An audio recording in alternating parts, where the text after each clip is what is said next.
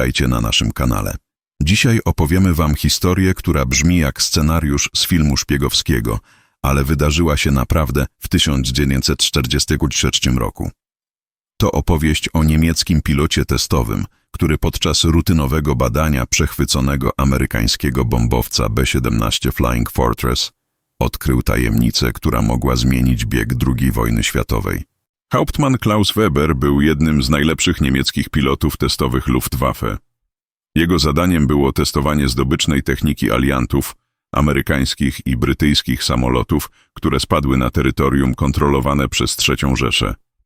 Ale tego marcowego dnia 1943 roku miał przetestować coś wyjątkowego, niemal nieuszkodzonego B-17G, który wykonał przymusowe lądowanie pod Berlinem. Co niemiecki pilot odkrył w tym samolocie, że natychmiast zażądał spotkania z najwyższym dowództwem? Jaką tajemnicę skrywały pozornie zwykłe dokumenty znalezione w bombardzie? I dlaczego to odkrycie doprowadziło do jednej z najbardziej spektakularnych operacji wywiadowczych w historii wojny? Jeśli fascynują was historie o tajnych operacjach, ukrytych wiadomościach i o tym, jak pojedyncze odkrycia mogą zmienić bieg historii, koniecznie subskrybujcie nasz kanał i zostawcie łapkę w górę. W komentarzach napiszcie, czy znacie inne historie o tajnych operacjach z czasów II wojny światowej. Czy jesteście gotowi na opowieść o niemieckim pilocie, który przypadkowo odkrył jeden z największych sekretów polskiego ruchu oporu? Zapraszamy was do Niemiec 1943 roku, gdzie zaczyna się jedna z najbardziej niesamowitych historii szpiegowskich w historii.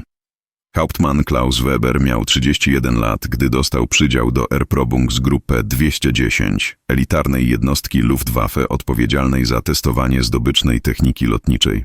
Urodził się w Monachium w 1912 roku jako syn profesora fizyki na uniwersytecie, co predysponowało go do kariery wymagającej zarówno umiejętności pilotażowych, jak i myślenia analitycznego. Weber dołączył do Luftwaffe w 1935 roku, w początkowym okresie odbudowy niemieckiego lotnictwa wojskowego. Jego wyjątkowe umiejętności pilotażowe i znajomość angielskiego, dziedzictwo po matce, która była Angielką, szybko zwróciły uwagę przełożonych. Do 1940 roku był już doświadczonym pilotem myśliwskim z 3 zestrzeleniami na koncie. Jednak prawdziwa kariera Webera rozpoczęła się, gdy został przeniesiony do jednostki testowej. Jego zadaniem było poznawanie słabych i mocnych stron alianckich samolotów, opracowywanie taktyk walki z nimi i przede wszystkim wydobywanie technicznych sekretów, które mogły być przydatne dla niemieckiego przemysłu lotniczego. Weber był wyjątkowy, bo myślał jak inżynier i latał jak as. Wspominał later jego przełożony, oberst Friedrich Müller. Potrafił nie tylko przetestować wrażą maszynę, ale zrozumieć, dlaczego została zaprojektowana w określony sposób. Jego raporty były jednymi z najcenniejszych dokumentów wywiadowczych Luftwaffe. Do marca 1943 roku Weber przetestował dziesiątki alianckich samolotów. Brytyjskie Spitfire i Hurricane, amerykańskie P-51 Mustang i P-47 Thunderbolt, radzieckie Jak-1 i Lagi-G3. Każdy lot dostarczał cennych informacji o możliwościach przeciwnika, ale żaden z tych testów nie przygotował go na to, co miało nastąpić. 15 marca 1943 roku amerykański bombowiec B-17G Flying Fortress z 390 Bomb Group wykonał przymusowe lądowanie na polu niedaleko Berlina.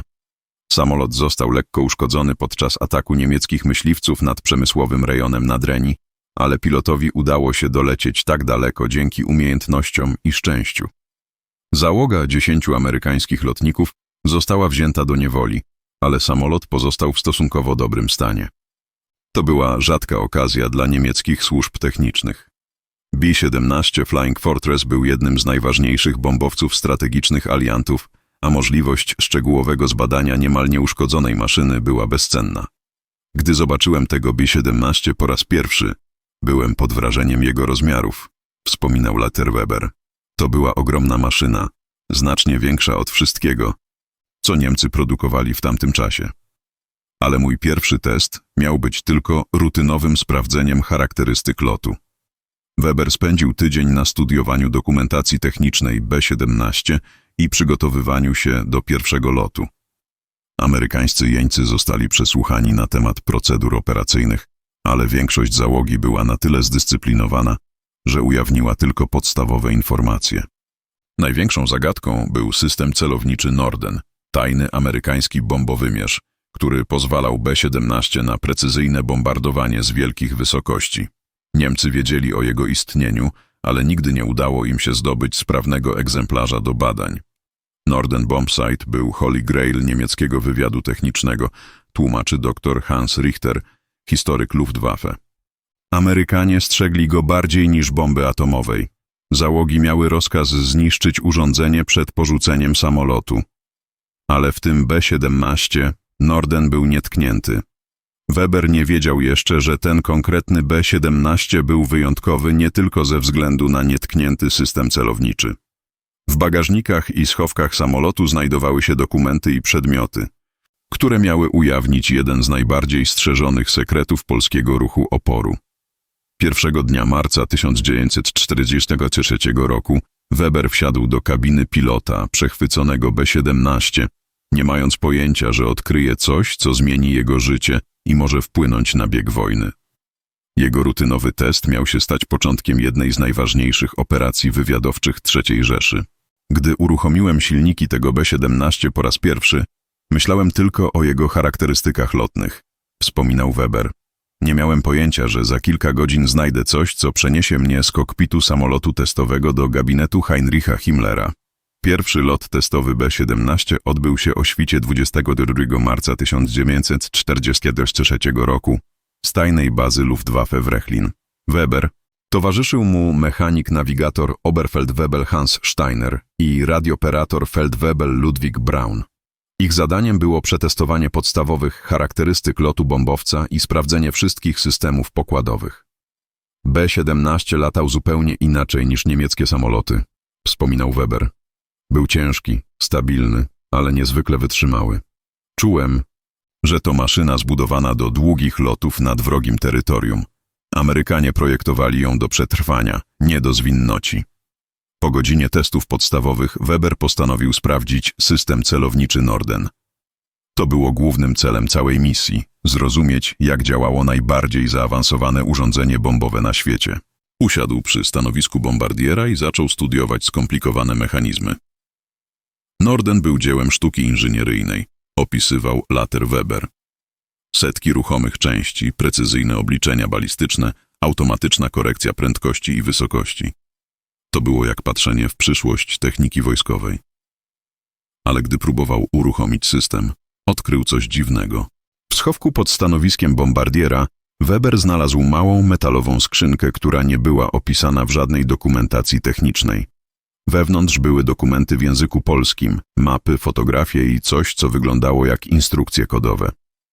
Najpierw myślałem, że to osobiste rzeczy kogoś z załogi, wspomina Weber. Ale gdy bliżej przyjrzał się mapom, zobaczył coś, co sprawiło, że poczuł dreszcz po plecach. Były to szczegółowe plany niemieckich fabryk broni w Polsce, pozycji wojskowych, a nawet szkice obozu koncentracyjnego w Auschwitz. To nie były przypadkowe dokumenty, zrozumiał Weber. To był materiał wywiadowczy. Weber natychmiast przerwał test i polecił powrót na bazę. Jego trening jako pilot testowy obejmował również podstawowe szkolenie wywiadowcze. Wiedział, że znalazł coś potencjalnie ważnego. Po lądowaniu natychmiast zgłosił odkrycie swojemu bezpośredniemu przełożonemu, majorowi Wilhelm Hartmann. Weber przyszedł do mojego biura blady jak ściana, wspominał Leitermajor Hartmann. Położył przed mną tę metalową skrzynkę i powiedział: Sir, myślę, że znaleźliśmy coś bardzo ważnego. Gdy zobaczyłem te dokumenty, natychmiast zadzwoniłem do Berlina. Dokumenty zostały przekazane do Amtnschysky, zagranicznego oddziału wywiadu SS, który odpowiadał za operacje wywiadowcze poza granicami Rzeszy. Eksperci szybko potwierdzili autentyczność materiałów. Były to rzeczywiście dokumenty polskiego ruchu oporu, ale ich pochodzenie było zagadką. Biggest question była, jak te dokumenty znalazły się w amerykańskim bombowcu. Wspomina dr Hans Richter. Oficjalna współpraca między polskim ruchem oporu a amerykańskim lotnictwem strategicznym była nieznana. To sugerowało istnienie tajnej sieci współpracy. Analiza dokumentów ujawniła, że były to materiały przygotowane przez Armię Krajową, główną organizację polskiego ruchu oporu. Plany niemieckich fabryk były tak szczegółowe, że mogły służyć do przygotowania precyzyjnych bombardowań. Fotografie pozycji wojskowych pokazywały instalacje, o których istnieniu niemiecki wywiad nawet nie wiedział. Najbardziej niepokojącym odkryciem były instrukcje kodowe. Wskazywały na istnienie regularnego systemu komunikacji między polskim podziemiem a aliantami zachodnimi. To oznaczało, że Polacy nie tylko zbierali informacje wywiadowcze, ale aktywnie przekazywali je Amerykanom, wyjaśnia historyk. Weber został wezwany do Berlina na przesłuchanie przez Amtschek. Chcieli wiedzieć wszystko o okolicznościach znalezienia dokumentów, wspomina. Pytali o każdy szczegół, gdzie dokładnie była skrzynka, czy załoga bombowca mogła mieć dostęp do tego schowka, czy dokumenty wyglądały na świeżo umieszczone. Przesłuchanie trwało 3 dni. Weber opisywał każdy moment swojego odkrycia, raz za razem. Oficerowie SS byli szczególnie zainteresowani tym, czy któryś z jeńców amerykańskich załogi wykazywał knowledge polskiego lub czy mówili coś o Poland podczas przesłuchań. Zrozumiałem, że moje odkrycie ma znaczenie wykraczające daleko poza techniczne aspekty B-17, wspomina Weber. Dokumenty wskazywały na istnienie skomplikowanej sieci szpiegowskiej, o której Niemcy nie mieli pojęcia. Byłem świadkiem czegoś, co mogło zmienić sposób, w jaki III Rzesza postrzegała polski ruch oporu. Na koniec przesłuchania Weber otrzymał orden za szczególne zasługi dla bezpieczeństwa Rzeszy. Ale najważniejsze było to, że jego odkrycie uruchomiło jedną z największych operacji kontrwywiadowczych w historii okupowanej Polski. Po 3 dniach intensywnych przesłuchań w Berlinie Weber został mianowany oficjalnym konsultantem w operacji, która otrzymała kryptonim Eichenlaub, dębowy liść. Niemcy postanowili wykorzystać jego odkrycie do przeprowadzenia największej akcji przeciwko polskiemu ruchowi oporu od początku okupacji. Weber miał unique perspective na całą sprawę, wyjaśnia dr Richter. Jako pilot znał dokładnie okoliczności znalezienia dokumentów. Jako człowiek z wykształceniem technicznym potrafił analizować szczegóły, które umknęły standardowym oficerom wywiadu. SS potrzebowali jego expertise. Operacja Eichenlaub była prowadzona bezpośrednio przez SS-Oberführer Hans Krüger, jednego z najbardziej bezwzględnych oficerów Amtschysku. Krüger specjalizował się w operacjach na Occupied Territories i miał za sobą sukcesy w rozbijaniu sieci oporu we Francji i Norwegii. Weber został przydzielony do zespołu analitycznego, którego zadaniem było zrekonstruowanie sposobu, w jaki polskie dokumenty trafiły do amerykańskiego bombowca. Musieliśmy zrozumieć cały przepływ informacji, tłumaczył Weber. Od momentu zbierania danych przez polskich szpiegów, przez ich transmission do aliantów, aż do wykorzystania w misjach bombowych. Pierwszym przełomem była analiza samych dokumentów. Niemieckie expert determined, że zostały przygotowane nie wcześniej niż w grudniu 1942 roku, ale nie później niż w lutym 1943. To oznaczało very fresh intelligence, wyjaśnia historyk. Polacy przekazywali Amerykan bieżące informacje o niemieckich pozycjach. Jeszcze bardziej niepokojące było odkrycie, że niektóre z photographed installations były tak recent, że nie istniały nawet w German Records. Polacy wiedzieli o niemieckich budowach wcześniej niż centralny planista w Berlinie, wspomina Weber. To wskazywało na penetrację Polish agents bardzo high levels niemieckiej administracji. Analiza map ujawniła coś jeszcze bardziej worrying. Zaznaczone pozycje niemieckich troops były accurate na moment przygotowania dokumentów, ale zawierały szczegóły, które były known tylko divisional commanders. Polacy mieli informants wśród German Officer Corps, concluded niemiecki wywiad. Webers technical background okazał się invaluable w analizowaniu rut, którą dokumenty mogły travel do American hands. Studiował flight patterns, mission schedules, logistykę strategic bombing, opisuje dr Richter. Próbował understand, w którym punkcie polskie intelligence mogło zostać integrated do American mission planning. Breakthrough przyszedł po 2 tygodniach analisis. Weber noticed, że targeted installations na polskich mapach perfectly matched targets bombardowania amerykańskiego w okolicy Berlina w poprzednich miesiącach. Polacy nie tylko przekazywali informacje Americans, realized Weber. Oni were actively participating w planning bombardowań. The realization led to shocking conclusion. Istniała Secret Communication Channel między Polish Resistance a American Strategic Air Command. Documents w B-17 były prawdopodobnie Return Intelligence, potwierdzeniami successful bombardowań lub instructions dla future operations. Weber's discovery wskazało na coś, co German wywiad consider impossible, wyjaśnia historyk. Direct cooperation między Polish Underground a American Military Planners. To oznaczało, że Polish Resistance było much more sophisticated niż Niemcy believe. Krüger postanowił wykorzystać Weber's findings do elaborate sting operation. Plan było to infiltrować Polish Communication Network, identify key agents, a następnie use je do transmitted false information do Americans. Weber miał być key consultant w tej operacji, wspomina dr Richter. Jednak Weber zaczynał mieć serious doubts o całej operacji. Pierwotnie myślał, że his discovery będzie used dla defensive purposes, protecting German installations, wyjaśnia historyk. Ale Krüger planował much more aggressive approach, including executions captured agents.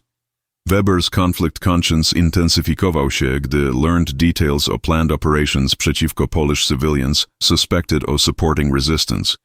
Zrozumiał, że his technical discovery było being used to justify widespread repression. Opisuje dr Richter. W tym momencie Weber faced critical decision. Mógł continue jako consultant dla Operation Eichenlaub i probably receive znaczące promotions i rewards, ale increasingly understood, że his discovery was contributing to destruction of Polish resistance network, który admired za jego sophistication i courage. Weber był technical man, nie political ideolog, wyjaśnia historyk. Ale confronted z consequences jego discovery, zaczął question, czy he was on the right side of conflict.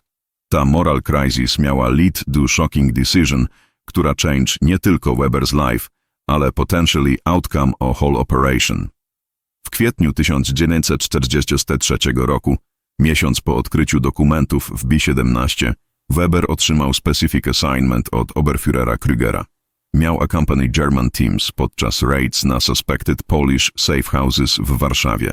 Jego rolę było identify technical evidence o communication equipment używanego przez resistance. Weber's expertise w komunikacji była essential, wyjaśnia dr Richter. Polacy używali sophisticated radio equipment do communicate z Londynem i potentially z American forces. Krüger potrzebował Weber's analysis to understand zakres tej communication network. Pierwszy raid odbył się 15 kwietnia w warszawskiej dzielnicy Śródmieście. German teams, supported przez Gestapo i local collaborators, przeprowadziły simultaneous attacks na 5 suspected locations. Weber towarzyszył team attacking na dom przy ulicy Marszałkowskiej 23. Kiedy wszedłem do that apartment, zobaczyłem coś, co completely changed mój perspective, wspominał later Weber. To nie była military installation ani professional spy operation. To były ordinary Polish families, dzieci, starsi ludzie, women, którzy risked everything to help their country. W mieszkaniu Weber znalazł sophisticated radio transmitter ukryty w credence, ale znalazł też family photos, children's drawings, books, personal belongings, dowody na to, że to wasn't professional spy nest, ale home of normal people, którzy happened to be involved in resistance. Mrs. Anna Kowalski była widow z dwojgiem detej, wspomina Weber. Jej mąż died w September 1939 campaign. Ona used her seamstress business jako cover dla resistance communications. Gdy ją arrested, jej 8-letnia daughter płakała i asking, gdzie mama will be taken. Weber's technical analysis confirmed, że radio equipment było capable of long-distance communications z Londynem. Codebooks znalezione w mieszkaniu matched partially fragmenty found w B-17 documents. Tu was clear evidence of direct connection między this Polish cell a Allied intelligence, reported Weber. Ale Weber zaczął falsify części jego reports. Deliberately underestimated capabilities o znalezionego equipment, przyznaje doktor Richter w oparciu o post-war testimonies. Opisał Communication Network jako less sophisticated niż actually było. Próbował minimize evidence, które could lead to further arrests. During second raid, 22 kwietnia, Weber witnessed coś, co completely shook his beliefs. German team captured young Polish courier, 17-letnią Marie Nowak, która carried messages między different resistance cells. Kruger personally interrogated ją. Wspomina Weber's horror. Torture methods używane przez Krugera były beyond what I could psychologically handle. Opisuje Weber w post-war testimony. This była nie professional military interrogation. To was sadistic brutality against dziecko, które walczyło za independence swojego kraju. Weber learned od Marie, before ona died from torture, że Polish Resistance Network było much larger niż German intelligence suspected. Obejmowała not only armię krajową, ale also civilian volunteers, teachers, workers, even clergy, reported Weber. Ale w tym punkcie already decydował, że nie może continue participate w tej operation. Critical turning point przyszedł, gdy Weber discovered, że some of Germans involved w Operation Eichenlaub were profiting personally. Kruger i jego associates were stealing valuable items od arrested families, revealed Weber. To wasn't patriotic service dla Rzeszy. To była criminal operation disguised jako counterintelligence. Weber also learned disturbing details about planned escalation of the operation. Kruger planował public executions of captured resistance members, wyjaśnia historyk. Chciał użyć Weber's technical findings jako justification dla mass reprisals against Polish civilians suspected of supporting resistance. W tym momencie Weber made decision, która changed everything. Postanowił sabotage operation od within, opisuje dr Richter. Używając jego access do classified information, zaczął secretly warn Polish resistance o planned raids.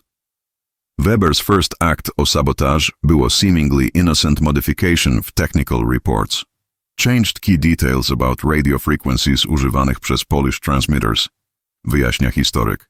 To cause German monitoring equipment to focus on wrong frequencies, allowing Polish communications to continue undetected. Weber also began passing information to Polish contacts through elaborate system. Używał jego girlfriend Ingrid Müller, która pracowała jako secretary w German administration, opisuje dr Richter.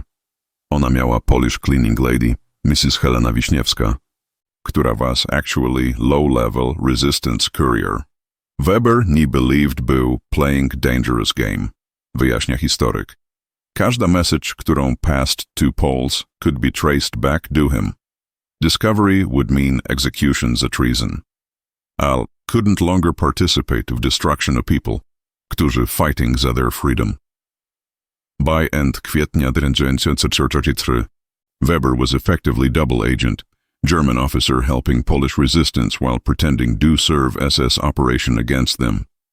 To była impossible situation maintained długo, opisuje dr Richter. Either Kruger would discover jego betrayal, albo Weber would have to find way to escape from whole situation. W pierwszej połowie maja 1943 roku Weber otrzymał intelligence, że Operation Eichenlaub była planned do massive escalation. Kruger had prepared list of 200 suspected Polish resistance members to immediate arrest, based częściowo na Weber's technical analysis of communication networks. Zrozumiałem, że moja technical expertise was being used to prepare massacre, wspominał Weber.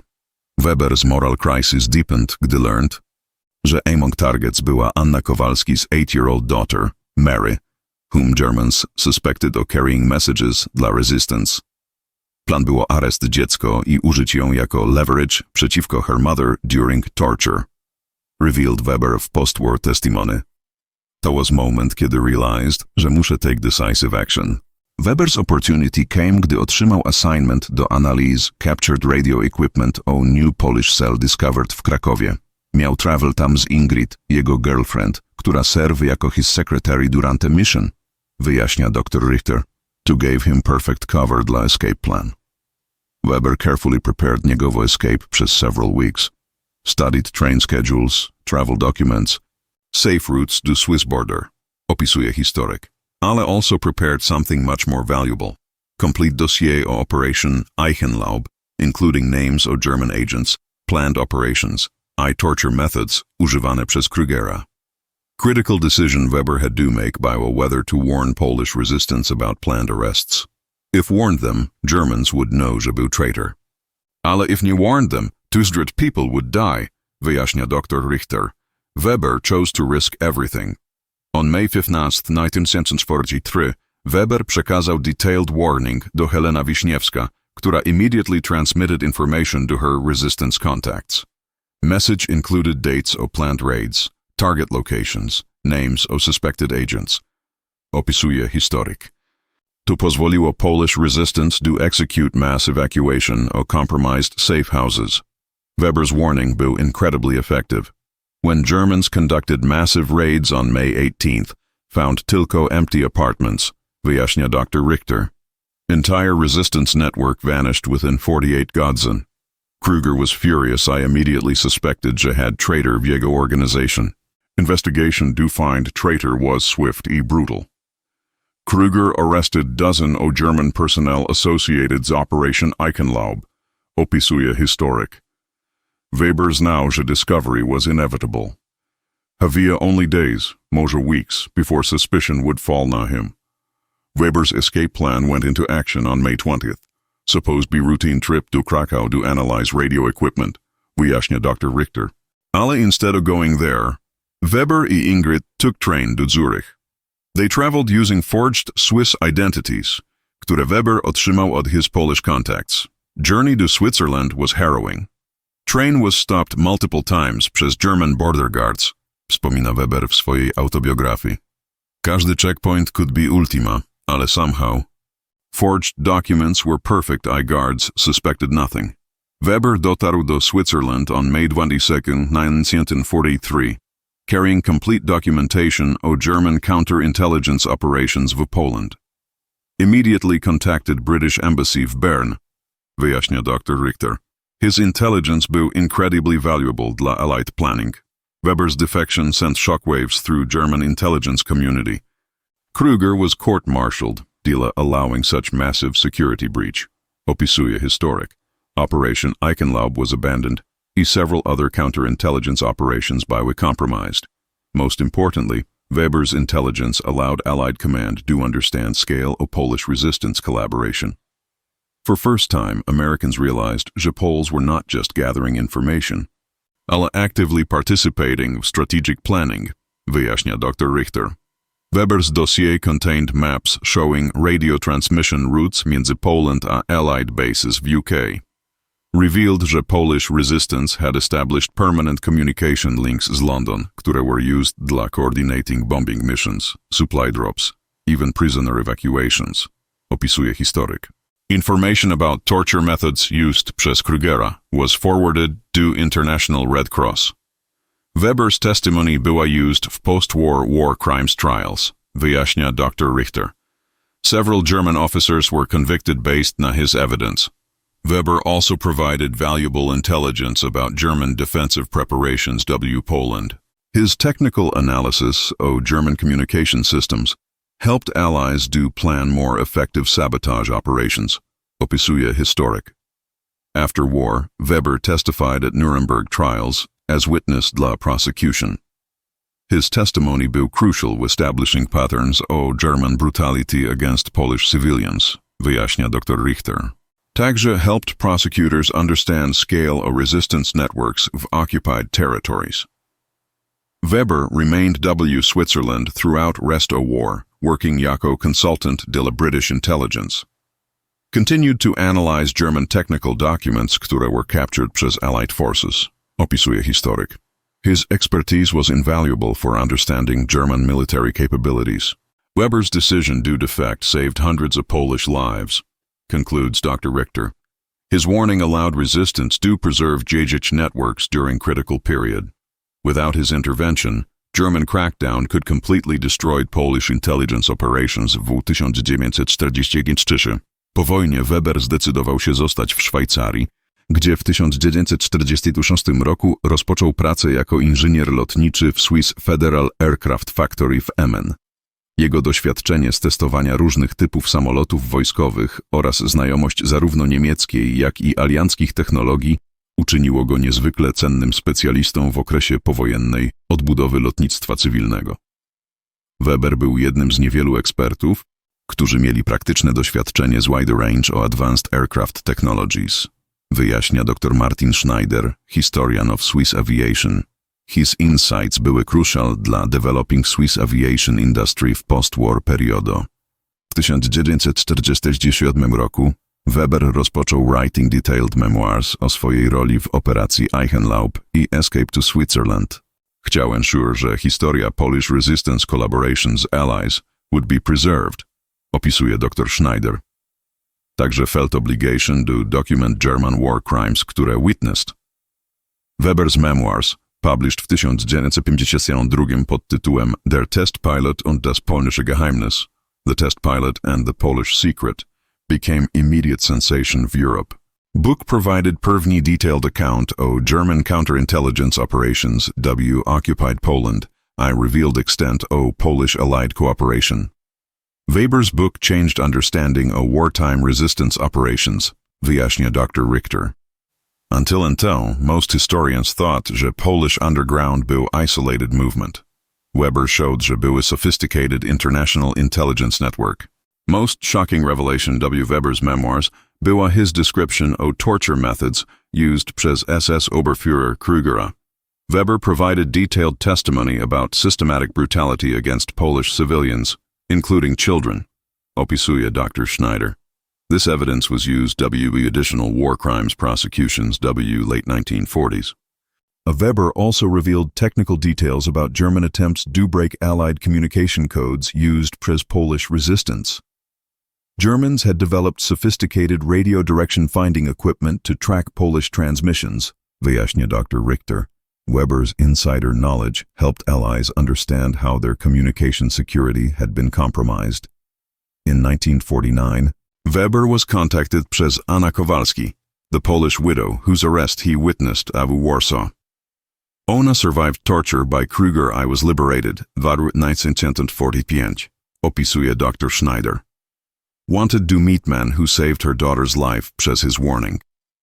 Meeting między Weber i Anna Kowalski took place w Geneva w September 1949. Was emotional reunion, wspomina Weber w later interviews. Anna brought her daughter Mary, who was 14 by then. Seeing że dziecko survived war gave Weber sense that his decision to defect was justified. Anna Kowalski provided Weber additional information about fate of Polish resistance members who escaped because of his warning. Over 180 people managed to evacuate their safe houses before planned German raids, wyjaśnia Dr. Richter. Most survived war. Many continued resistance activities until liberation. Weber learned his technical analysis, even though he tried to sabotage it, had inadvertently helped Germans capture some resistance members. Always felt guilty about people who were caught because of information he provided before jeho change of heart, opisuje Dr. Schneider. This guilt motivated him to spend rest of life supporting Polish veterans organizations. In 1950s, Weber became active w efforts to document resistance activities across all occupied European countries. Collaborated historians, veterans organizations, government archives to preserve testimonies of resistance fighters. Wyjaśnia Dr. Richter. Weber's expertise, technical aspects of resistance communications, was particularly valuable. Helped analysts understand how underground networks maintained contact Allied command despite German counterintelligence efforts, opisuje Dr. Schneider. Weber also contributed to developing better training programs to intelligence officers. His experience showed importance of technical knowledge w analyzing enemy capabilities, wyjaśnia Dr. Richter, but also demonstrated how individual conscience can override institutional loyalty in extreme situations. In 1960, Weber was invited to Poland jako part of cultural exchange program. Polish government wanted to honor his role by helping resistance, opisuje Dr. Schneider. Trip was emotional journey through places where he had participated w raids 20 years earlier. During Polski visit, Weber met surviving members of resistance cells he had helped save. Many were now prominent citizens, engineers, teachers, government officials, wyjaśnia Dr. Richter. Weber saw tangible impact of his decision to risk everything to warn them. Weber visited Warsaw apartment building where Anna Kowalski lived during war. Building had been damaged w 1944 uprising but was reconstructed, opisuje Dr. Schneider. Weber placed commemorative plaque honoring resistance members who operated from that location. Most moving moment of trip was Weber's visit to cemetery gdzie were buried resistance members who died in custody during early stages of Operation Eichenlaub before his warning. Weber spent several hours at graves paying respects to people whose deaths he felt partially responsible dla. Wyjaśnia Dr. Richter. Weber continued working jako aviation consultant until 1975, when retired at age 63. Specialized to accident investigation, using jego vast experience as different aircraft types, opisuje Dr. Schneider. His reports were renowned for technical accuracy and attention to detail. Weber died in 1984 at age 72 in Zurich. His funeral was attended by Swiss officials, aviation colleagues, and several Polish veterans who had traveled to Switzerland to honor him. Weber represented rare example of individual who found courage to change sides when confronted as moral impossibility o ego situation, concludes Dr. Schneider. Weber's story pokazuje, że even w context of total war, individual conscience can prevail over institutional pressure, adds Dr. Richter. His discovery that B-17 changed not tylko his own life, ale saved lives of hundreds of Polish resistance fighters. Today, Weber's archive, housed Swiss Federal Archives Bern, contains thousands of documents related to wartime intelligence operations. Continues to provide valuable insights dla historians studying resistance movements I German counterintelligence, wyjaśnia Dr. Schneider. Weber's legacy lies not tylko w specific lives he saved, but demonstration że technical professionals have moral responsibility dla how their expertise is used. His example continues to inspire engineers and scientists who face ethical dilemmas of their work, concludes Dr. Richter.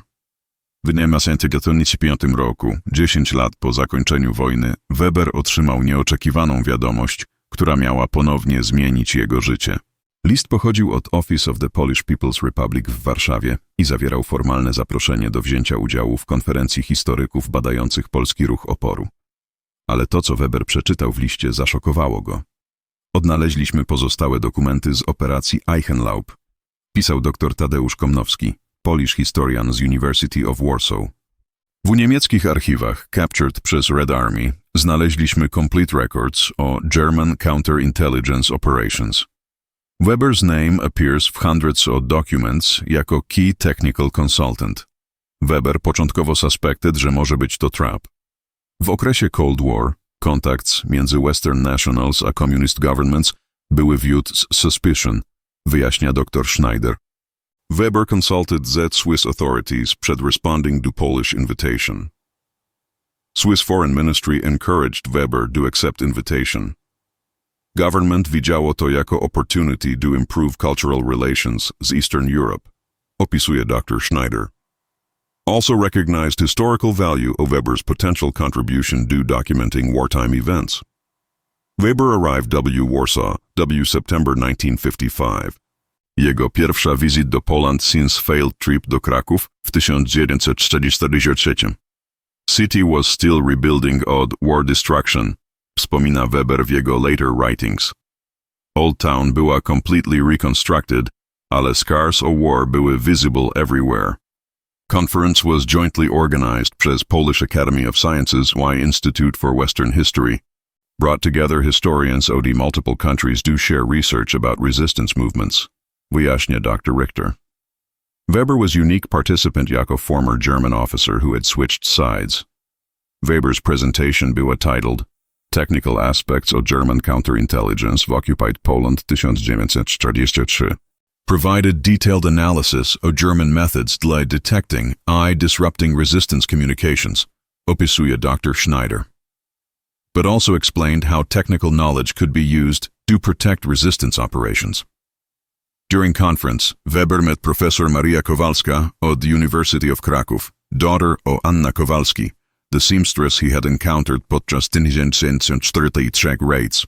She was now prominent historian specializing W resistance communications, wyjaśnia Dr. Richter. Her mother had survived war. I become important source of information about resistance networks. Professor Kowalska presented paper about evolving tactics of Polish resistance communications. Pokazało how resistance adapted to German technical surveillance, opisuje dr Schneider. Weber's warnings in 1943 had led to development of more sophisticated code systems I transmission methods. Weber learned that his technical reports, even altered ones, had been used as Germans do improve their radio detection capabilities. Felt renewed guilt about sposobów jego work had contributed to later captures of resistance members, wyjaśnia Dr. Richter. But Professor Kowalska assured him that jego warnings had saved many more lives than his reports had cost. Most significant revelation came when Weber was shown complete German archives of Operation Eichenlaub. Documents proved that Weber's sabotage had been much more effective than he realized, opisuje Dr. Schneider. His false technical reports had misdirected German efforts DLA months after ego defection. Weber discovered that Kruger had been court-martialed nie tylko dla allowing Weber's escape, ale też dla operational failures caused przez Weber's false information. Weber's sabotage had contributed to complete collapse of German counterintelligence v Poland w late 1943, wyjaśnia Dr. Richter.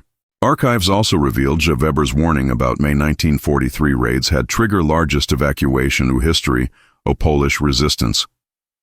Over 300 people, nie just 180 as originally thought, had fled suspected locations, opisuje Dr. Schneider. Entire resistance network had been preserved because of jeho intelligence. During conference, Weber was contacted przez representatives of several resistance veterans organizations. Wanted to formally recognize jego contribution to saving Polish lives, wyjaśnia Dr. Richter. Offered him honorary membership w Association of Polish Resistance Veterans. Weber was deeply moved by recognition but felt conflicted about accepting honors. Still struggled with guilt about ego initial participation w German operations, opisuje Dr. Schneider. Felt that didn't deserve honor dla simply doing what conscience demanded. Conference organizers arranged special ceremony na Powązki Cemetery of Warsaw. Weber placed wreath at memorial dla resistance fighters who died during German occupation, wyjaśnia Dr. Richter. Ceremony was attended przez surviving resistance members, the families of those who died. During ceremony, Weber met Edmund Nowak, father of Marie Nowak, the 17-year-old courier who died during Kruger's torture. Nowak thanked Weber dla trying to stop German operations, opisuje Dr. Schneider. Told him that Marie's sacrifice was not vain because jego warnings helped save others. Weber's emotional response to meeting Mr. Nowak was profound. Finally understood that individual cannot be held responsible dla systemic evil, but has obligation to resist when becomes aware of it, wyjaśnia Dr. Richter. Meeting helped Weber find peace z sabitiami, które had haunted him dla over a decade. Conference concluded Weber agreeing to donate jego personal archives to Polish historical institutes. Documents included his original technical reports, correspondence, the German officials, detailed records of jego escape, opisuje Dr. Schneider. Materials became invaluable resource dla researchers studying German occupation methods. Weber also committed to writing detailed technical analysis of German radio detection equipment used przeciwko Polish resistance. Book was intended jako educational resource dla future intelligence officers, wyjaśnia Dr. Richter. Wanted to ensure the lessons learned of Poland would help protect future resistance movements. A return journey to Switzerland marked turning point w Weber's emotional relationship with wartime events. For first time since 1943, felt she had found way to honor memory of resistance fighters who died, opisuje Dr. Schneider. Commitment to preserving ich memory became central focus of remainder of jego life. Weber's 1955 Warsaw Conference marked beginning a new phase to jego post-war career. Shifted od simply documenting sobycie he witnessed to actively educating others about moral choices in wartime, concludes Dr. Richter. Po powrocie ze Szwajcarii w 1955 roku Weber rozpoczął najbardziej produktywny okres swojego życia jako autor i edukator. Jego doświadczenia w Warszawie przekonały go, że musi poświęcić pozostałą część życia na educating others about moral challenges faced przez individuals w wartime. Weber understood, że jego story miała universal relevance poza specific context o World War II, wyjaśnia dr Schneider. Weber's first major project był Comprehensive Technical Manual o Resistance Communications, published w 1957 pod tytułem Clandestine Radio Operations, Technical and Security Considerations. Book was based na jeho analysis o both German detection methods I Polish countermeasures. Opisuje Dr. Richter. Became standard reference dla intelligence services worldwide. Manual contained detailed technical specifications of radio equipment, code systems, transmission protocols, security procedures. But Weber also included extensive discussion of ethical considerations w intelligence work. Wyjaśnia Dr. Schneider. Emphasized importance of protecting civilian operatives and maintaining moral standards даже в wartime. Weber's technical expertise była recognized przez several Western intelligence services. CIA, British MI6 i French intelligence all consulted with Weber na radio security matters, opisuje Dr. Richter. His insights about German capabilities pomogli improve Allied communication security podczas Cold War. W 1930 Weber established Weber Foundation dla Historical Education w Zurich. Foundation was dedicated to preserving testimonies o resistance movements I promoting understanding o moral choices w wartime, wyjaśnia Dr. Schneider. Weber used jego own savings I royalties at jego books to fund Foundation's activities. Foundation's first major project by oral history program interviewing surviving resistance members from across occupied Europe. Weber personally conducted over 200 interviews as former resistance fighters at Poland, France, Norway, Netherlands, and other countries. Opisuje Dr. Richter. Collection preserved first-hand accounts show would otherwise have been lost. Weber's interview methods były unique because o jego technical background. Could ask specific questions about communication methods, equipment reliability, operational security show other historians might not understand. Wyjaśnia Dr. Schneider. Also understood psychological pressures faced by technical personnel resistance organizations. One of most significant interviews bills Dr. Stefan Kowalczyk, former head of Polish resistance radio operations. Dr. Kowalczyk revealed detailed information about cooperation między Polish Underground i British SOE, Special Operations Executive. Opisuje Dr. Richter. This cooperation had been closely guarded secret dla over 15 years after war. Weber learned że Polski resistance had maintained direct radio contacts London throughout war, coordinating intelligence sharing, supply drops i sabotage operations. Scale of cooperation był much larger than даже Weber had suspected podczas jego 1943 involvement, wyjaśnia Dr. Schneider. Dr. Kowalczyk also revealed że Weber's technical reports, даже altered ones, had been obtained po Polish intelligence через their penetration of German operations. Policy were reading German counterintelligence reports almost as quickly as Germans wrote them, opisuje Dr. Richter. Weber's sabotage był known to Polish command, contributed to ich decision to trust jego warnings. Weber's foundation also sponsored research into post-war careers of former resistance members. Found że many technical specialists with underground organizations had become prominent engineers, scientists, and educators, wyjaśnia Dr. Schneider. Their wartime experience of improvising technical solutions had given them valuable skills dla peacetime reconstruction. W 1965, Weber published his most influential work, The Moral Engineer, Technical Expertise and Ethical Responsibility in Wartime. Book examined ethical dilemmas faced by technical professionals who worked dla militaries I government agencies, opisuje Dr. Richter. Used Weber's own experience as case study w moral decision-making. Book analyzed dozens of cases gdzie technical experts had faced conflicts między professional obligations I personal conscience. Weber interviewed engineers, scientists I technicians, who had worked dla various sides during war, wyjaśnia Dr. Schneider. Identified common patterns w ethical decision-making under pressure.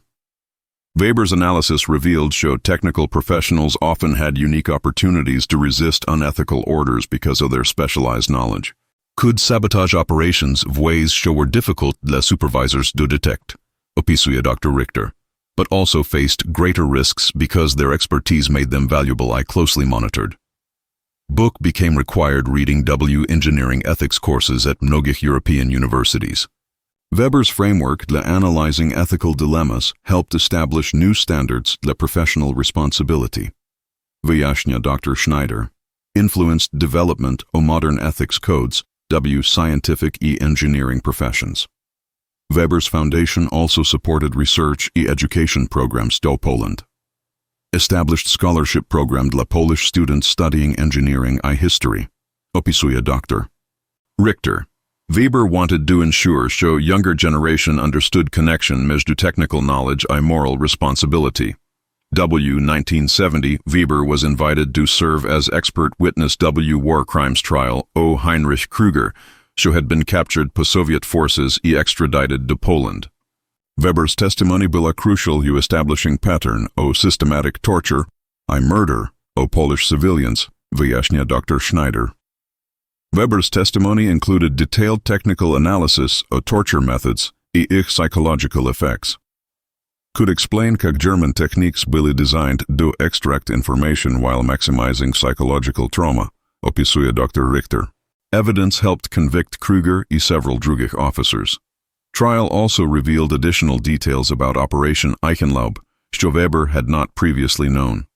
Learned that German operation had been planned to expand across occupied Poland, wyjaśnia dr Schneider. Major Klaus Weber stał przed największym dylematem swojej kariery wojskowej.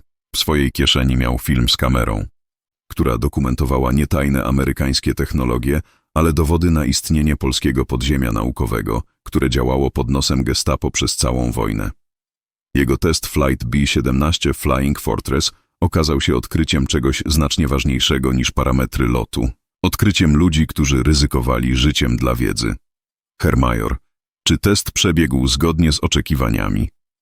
Zapytał oberst Heinrich Braun, wchodząc do hangaru, gdzie Weber właśnie kończył post-flight inspection. Klaus wiedział, że to pytanie zadecyduje o losie nie tylko jego, ale także wszystkich Polish scientists, których names widniały na dokumentach znalezionych w B-17. Jawohl, Herr Oberst, odpowiedział Weber, starając się zachować spokój. B-17 ma impressive capabilities. American engineering jest remarkable. Ale jego umysł pracował na najwyższych obrotach, planując sposób na protekt odkrycia, które zrobiła. Nie mógł pozwolić Gestapo na arrest polskich scientists. Tego wieczoru Weber nie wrócił do swojego quarters w bazie. Zamiast tego pojechał do Berlin, gdzie jego szwagier, dr Friedrich Hartmann, pracował w Reich Ministry of Aviation. Friedrich był jednym z niewielu ludzi, którym Klaus całkowicie trusted. Friedrich, powiedział, pokazując mu documents, muszę ci coś pokazać. Coś, co może change our understanding of this war. Dr Hartmann przeczytał Polish documents ze wzrastającym amazement.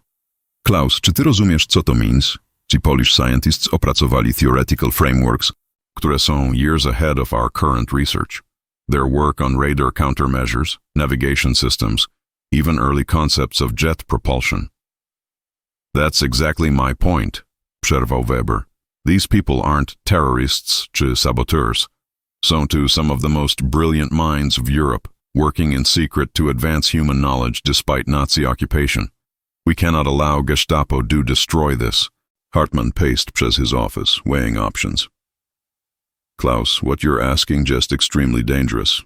If we're discovered helping Polish resistance scientists, to just treason. Weber skinął głową grimly. I know, but czasami honor wymaga większego risk niż personal safety. Together, they opracowali carefully crafted plan. Instead of reporting Polish scientists do Gestapo, Weber would suggest w his official report, że Americans byli using Polish workers jako forced laborers to modify aircraft. We tell command, wyjaśnił Hartmann, że these modifications były crude attempts by slaves to sabotage American aircraft. No mention of sophisticated Polish scientific work. But that means, Weber zastanowił się, we musimy somehow warn these Polish scientists, że their operation została discovered. They need to disperse, hide evidence, maybe even escape to allies. To była najbardziej dangerous part of their plan. Weber's wife, Anna, była half Polish, though she carefully hid her heritage podczas Nazi rule. Through her family connections, still maintained contact z Polish underground w Kraków. Anna, powiedział Klaus, I need your help. It's a very dangerous mission. Lives of innocent scientists depend on our actions. Anna Weber była school teacher before war, intelligent woman who understood both danger and importance of Weber's discovery. Klaus, if these Polish scientists are truly working to advance knowledge rather than commit sabotage, then we must help them. My Polish grandfather was professor przed-war. I can't stand by. I allow Nazi thugs to destroy scientific minds. Using Anna's underground connections, Weber initiated contact with the Polish resistance cell W Kraków. Message był carefully coded. Mechanical inspections of American equipment have revealed unauthorized modifications. Recommend immediate relocation of workshop personnel to prevent administrative complications. Polish underground leaders initially były suspicious of message pochodzący's German source. But when they verified że Anna Weber była indeed Polish descendant, that Major Weber had access to classified information about captured American aircraft, they began to take warning seriously. Professor Stanisław Nowak, leader of clandestine Polish scientific group, made difficult decision to evacuate their research facility. If German pilot is warning us, powiedział do his colleagues, either it's trap or incredible act of human decency. Either way, we cannot risk capture of our work.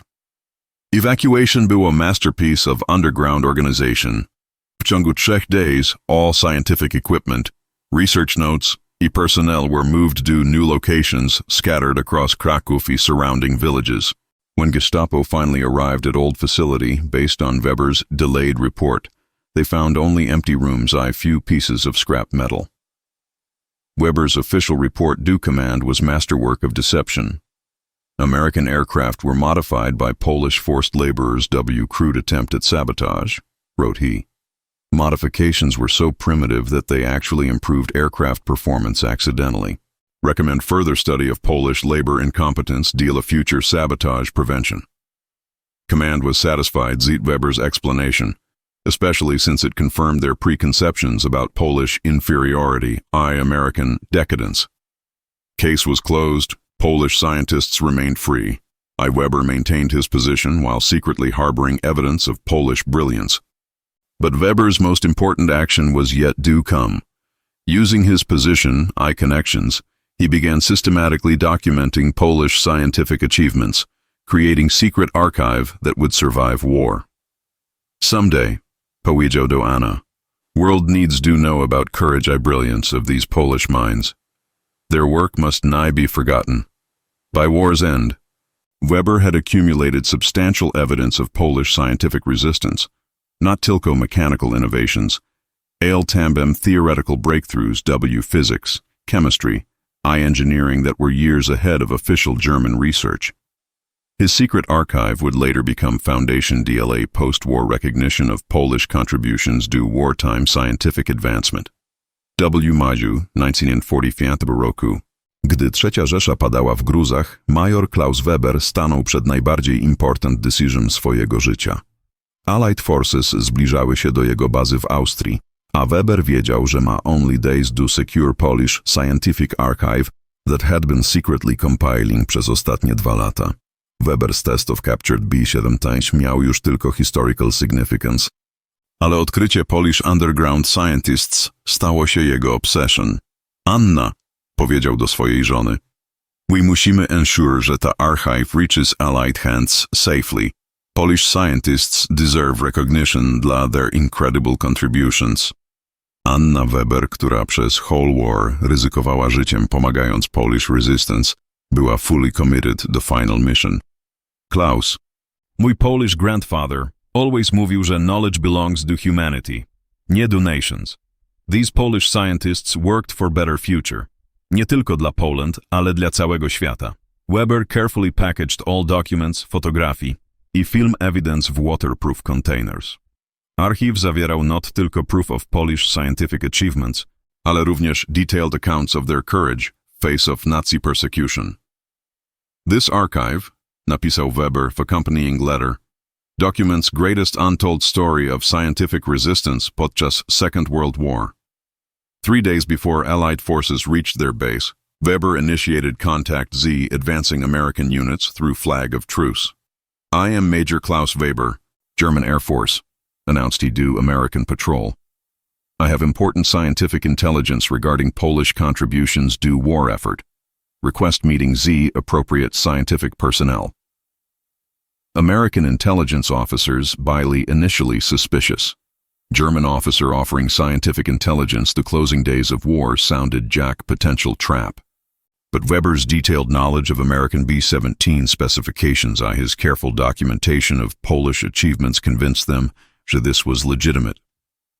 Colonel Robert Harrison, U.S. Army Air Force's intelligence, conducted initial interview Z. Weber. "Major Weber, why are you revealing this information? What do you gain from exposing Polish scientific work?" Harrison was trained to detect deception, but Weber's responses rang completely true. "Colonel Harrison," odpowiedział Weber, "I gain nothing except clear conscience. Podczas 2 years, I witnessed incredible Polish courage and brilliance. These people deserved better than Nazi oppression. I world deserves to know about their achievements. Science ma no nationality, należy do all humanity." When Harrison examined Weber's archive, he immediately recognized significance of discovery. Polish scientists had been working on theoretical frameworks that were years ahead of current Allied research. Their work on radar technology, navigation systems, jet propulsion theory, wszystko was documented w meticulous detail.